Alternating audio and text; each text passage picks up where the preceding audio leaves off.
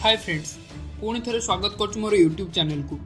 Friends, आज आम कथा इंडिया और पाकिस्तान मिलिटरी पावर विषय। इंडिया और पाकिस्तान इंडियन सबकंटिनेंटर दुईटी देश अटे। नासार कहवा अनुसार दुई देश मध्य बॉर्डर रे पाखापाखि 15 लाख अधिक फ्लड लाइट लगी महाकाश देखा जाए। पाकिस्तान भारत 1947 मसीह अलग हो यह परठू दुई देश मध्य प्राय अधिकांश समय युद्ध परिस्थिति रे लगी रही है। पूर्वर भारत और पाकिस्तान भितर 4 थर युद्ध होइछि आ प्रत्येक युद्ध रे भारतर विजय होइछि।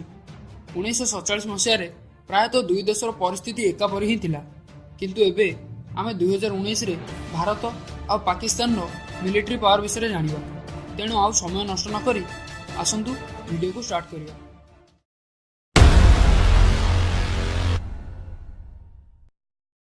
क्षेत्रफल अनुसार इंडिया दुनियार सप्तम बृहत्तम देश, जहाँ 3.287 मिलियन वर्ग किलोमीटर अटे और पाकिस्तान 8,81,913 वर्ग किलोमीटर अटे।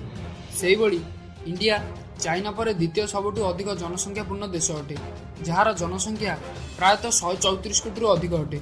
आ पाकिस्तान दुनियार षष्ठ बृहत्तम जनसंख्यापूर्ण देश अटे और यार जनसंख्या प्रायतः 20 कोटी अधिक अटे। जदि मिलिटरी पर्सनल विषय कह जाए तेबे इंडिया पाखरे प्रायतः 14,43,921 अधिक एक्टिव मिलिटरी पर्सनल और 11,55,000 अधिक रिजर्व मिलिटरी पर्सनल रही। यह तुलन में पाकिस्तान पाखरे प्रायतः 6,50,000 अधिक एक्टिव मिलिटरी पर्सनल और 5,15,000 अधिक रिजर्व मिलिटरी पर्सनल रही। सेहीपरि इंडिया पाखरे 2 मिलियन अधिक पारामिलिटरी पर्सनल थिला बेले पाकिस्तान पाखरे केवल 4 लाख अधिक पारामिलिटरी रही, जहाँकि भारतर पारामिलिटरी तुलन में बहुत कम अटे। दुनियार तृतीय बड़ जीडीपी विशिष्ट देश इंडिया होइतिला बेले यार टोटाल जीडीपी $10.685 ट्रिलियन रु वर्ष रे $56 बिलियन यार डिफेंस बजेट रे लगाई थाए। से भली पाकिस्तान तार टोटाल जीडीपी $1.141 ट्रिलियन रु पाखापाखि $9.6 बिलियन तार डिफेंस बजेट रे लगाई थाए। दुई देशर लैंड बेस मिलिटरी पावर देखा गले भारत पाखे 4,426 tank, 290 self propelled gun, 6,704 arm fighting vehicle, 292 multiple rocket launch system और 7,414 टोड आर्टिलरी रही। से भली पाकिस्तान पाखे 2,924 tank, 465 self propelled gun, 2,828 arm fighting vehicle, 134 multiple rocket launch system और 3,278 टोड आर्टिलरी रही। मात्र भारतर land base military equipment technology Pakistan तुलन में बहुत अधिक अटे। टैंक उपर देखा गले Pakistan Al Khalid main battle tank तार सबुठारु फेमस टैंक अटे। से भली भारत पाखे 3rd जेनेरेशन नुआ टेक्नोलोजी विशिष्ट अर्जुन MK2 यार सबुठारु शक्तिशाली टैंक अटे।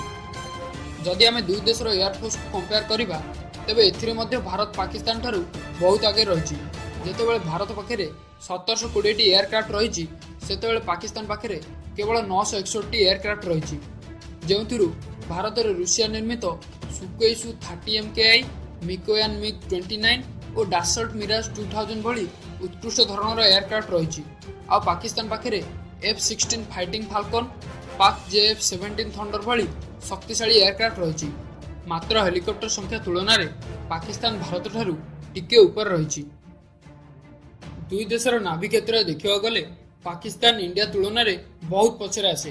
इंडिया नाभी रे 67,228 पर्सनल थिला बेले पाकिस्तान नाभी रे 30,700 अधिक पर्सनल रही।